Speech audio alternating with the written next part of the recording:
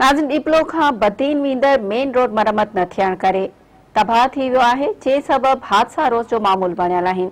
उन हवाले सां ॾिसूं था सैयद शफ़क़त हैदर जी ही रिपोर्ट। डिप्लो खां बदीन वींदड़ रोड मुकमल तौर ते तबाह थी चुको आहे। रोड जे अंदर खॾा पवण जे करे हादसा रोज़ जो मामूल बणियल आहिनि। रोड ते लॻंदड़ केतिरनि ई ॻोठनि जा माण्हू काफ़ी मुश्किलातुनि खे मुंहुं ॾेई रहिया आहिनि, जॾहिं त ॻोठनि खां मरीज़ डिप्लो खणी अचण बि वॾी मुश्किल थी वियो आहे। मुख़्तलिफ़ ॻोठनि जे माण्हुनि ऐं रोड तां गुज़रंदड़ माण्हुनि मेरहान टीवी सां पंहिंजा वीचार हिन रीति वंडिया। तमामु शुक्रगुज़ार आहियां जो मेहरान टीवी वारनि जो, जंहिं असांखे क़ीमती वक़्तु ॾिनो। साईं मुंहिंजा हीउ रोड असांजो थरपारकर जो तमामु पहिरियों रोड आहे, जेको असांखे ॿिनि ज़िलनि खे मिलाइण वारो आहे, बदीन ऐं थरपारकर खे। हिन रोड जी हालत तमामु ख़राब थी चुकी आहे। तव्हां वञी अॻियां ॾिसंदा त हिन रोड खे जॻह जॻह तां बरसातनि जी वजह सां फाटी तक़रीबन ख़तमु थी चुको आहे ऐं हिन रोड जी का मरम्मत वग़ैरह थिए ई कोन थी। अगरि थिए थी सिर्फ़ु कागज़नि में पूरी आहे।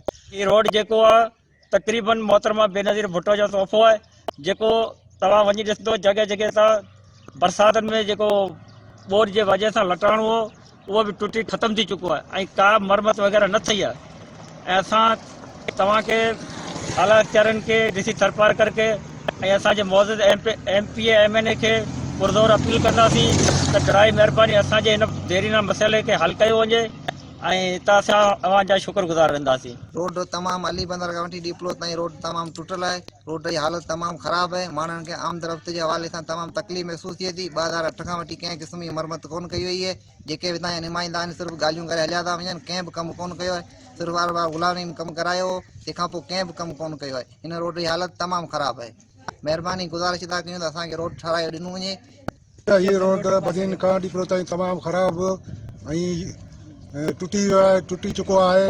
इन जे लाइ मरीज़नि खे अचण वञण जी तमामु तकलीफ़ घणी आहे ऐं तमामु मरीज़ वीचारा परेशान हूंदा आहिनि।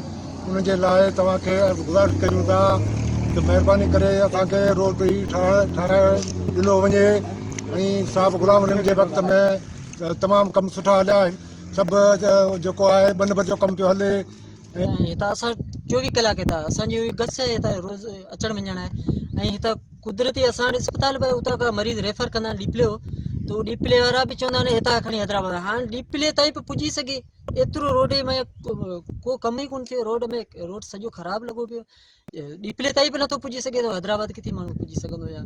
असांजो तमामु खंडर लॻो पियो आहे। रोड असांखे ठाराए ॾिनो वञे। असांखे मरीज़ पहुचण में डिप्ले में तमामु घणी तकलीफ़ लॻे थी, तंहिंजे करे असांजो रोड ठारायो वञे।